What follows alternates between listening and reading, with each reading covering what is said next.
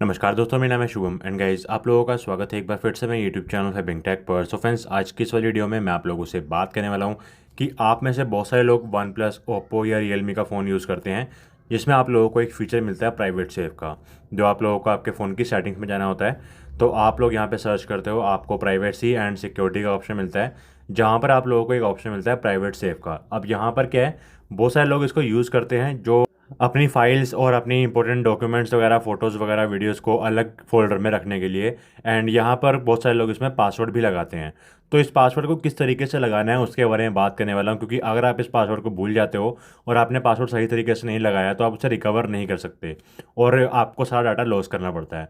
तो कैसे लगाना है उसके बारे में बात करते हैं। आप लोग देखो, यहाँ पर मैं आपको स्टेप बाय स्टेप दिखाऊंगा कैसे ये काम करेगा। तो यहाँ पर क्या है, हमारे पास सेट पासवर्ड का ऑप्शन दिखा रहा है। हम यहाँ पे सेट पासवर्ड पे क्लिक करेंगे। क्लिक करने के बाद आप लोगों को यहाँ पे नंबर्स वाला जो पासवर्ड है उसको लगाने के लिए बोलेगा, बट आप यहाँ पे चेंज भी कर सकते हो यूज़र डिफरेंट पासवर्ड टाइप पे क्लिक करके। यहाँ पर आपको 4 डिजिट, 6 डिजिट पैटर्न या फिर आपका अल्फा न्यूमेरिक कोड आप लगा सकते हो। तो मैं बाय डिफ़ॉल्ट यहाँ पे 1 2 3 4 5 6 डाल देता हूँ। जस्ट एक एग्जांपल के लिए मैं यहाँ पे पासवर्ड डाल रहा हूँ ये वाला, तो इसमें कोई दिक्कत नहीं आएगी। अगर हम भूल भी गया तो ईजी रहता है। तो यहाँ पर क्या है कि आप लोगों को बाय डिफ़ॉल्ट ऐसी सेटिंग आपको मिलती है जहाँ पर आपको फॉर्मर टीचर नेम पूछा जाता है। तो आपको यहाँ पे टीचर नेम डालना होता है। अगर आप टीचर नेम नहीं डालते हो तो आप लोगों को डन का ऑप्शन नहीं मिलता। अब जैसे मान लो मैं यहाँ पे शुभम डाल रहा हूँ, अपना नाम डाल देता हूँ मैं। अब जब मैं यहाँ पे नाम लिखूंगा तभी ऊपर की तरफ डन का ऑप्शन आएगा। जैसे मैं नाम लिखा एंड यहाँ पे डन का ऑप्शन सेलेक्टेड हो चुका है, तो यहाँ मैं डन कर पाऊंगा। अब बहुत सारे लोग क्या करते हैं, उनको पासवर्ड भूल जाते हैं और बाद में वो कहते हैं कि हमने तो कभी टीचर नेम डाला ही नहीं। भाई देखो, टीचर नेम डालने के अलावा आप लोगों के पास कोई ऑप्शन नहीं है कि वो डन हो जाए। तो टीचर नेम डालना ही पड़ता है और आपने भी कुछ ना कुछ डाला ही होगा। इसके अलावा आप लोगों को यहाँ पे ऑप्शन मिलता है सेट रिकवरी ईमेल का।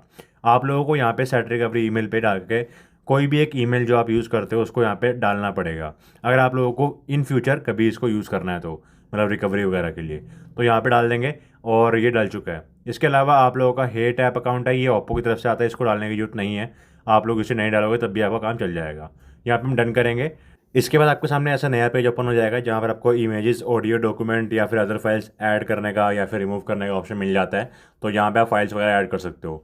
लेकिन इतना ही नहीं है, आप लोगों को यहाँ पे ऐड करने के अलावा एक ऑप्शन और यहाँ पे यूज़ करना है। आप लोगों को यहाँ पे सेटिंग में जाना है। सेटिंग में जाने के बाद आप लोगों को यहाँ पे एक ऑप्शन मिलेगा अदर अनलॉक मेथड्स। ये बहुत इंपॉर्टेंट है, इसको आपको लगाना चाहिए। जहाँ पे आप लोग अपना फिंगरप्रिंट या फेस अनलॉक से भी इसको अनलॉक कर सकते हो। तो यहाँ पे जो भी अपने फ़ोन में यूज़ कर रहे हो फिंगरप्रिंट वगैरह, तो उसको ऑन कर लो ताकि आप लोगों का ये अदर अनलॉक मेथड में ऐड हो जाए। अब मान लो कि आप लोग पासवर्ड भूल गए हो और आपने यहाँ पे बैक कर दिया, कोई भी फाइल आपने ऐड ऑन कर रखी थी, आपको निकालना है या फिर कभी उसे एक्सेस करना है, तो आप लोग प्राइवेट सेव करोगे एंड मान लो आप पासवर्ड भूल चुके हो, आप लोगों को याद नहीं है, तो यहाँ पे बैक करके फिंगरप्रिंट से भी इसे अनलॉक कर सकते हो। तो यहाँ फिंगरप्रिंट का ऑप्शन आ रहा है, यहाँ पे क्लिक करेंगे, अनलॉक करेंगे इसे, तो यहाँ पर ये आ जाएगा आपके सामने एंड यहाँ पर आप लोग अपनी फाइल को एक्सेस कर सकते हो, उसे बाहर निकाल सकते हो। अब क्योंकि अगर आप पासवर्ड भूल चुके हो नंबर वाला, तो ये आपको बाहर निकालने में हेल्प कर देगा। तो ये जो अनलॉक अदर मेथड वाला ऑप्शन है, ये आप लोगों के उस काम आएगा कि अगर आप पासवर्ड भूल चुके हो तो आप इसे अनलॉक करने के, मतलब अपनी फाइल्स को एक्सेस करने के लिए यूज़ कर सकते हो। अनलॉक तो फिर भी नहीं होगा। अब देखो, अनलॉक करना है तो आप लोग, जैसे मान लो मैं गलत पासवर्ड डाल रहा हूँ, तो गलत डालने के बाद आप लोगों को फॉरगेट का ऑप्शन मिल जाता है। यहाँ पर फॉरगेट पे क्लिक कर दो, आपको यहाँ पे बाय डिफ़ॉल्ट एक क्वेश्चन मिलेगा सिक्योरिटी का और एक आपको मिलेगा रिकवरी ईमेल का। तो दोनों ऑप्शन यहाँ पे मिल रहे हैं क्योंकि हमने रिकवरी ईमेल डाला था।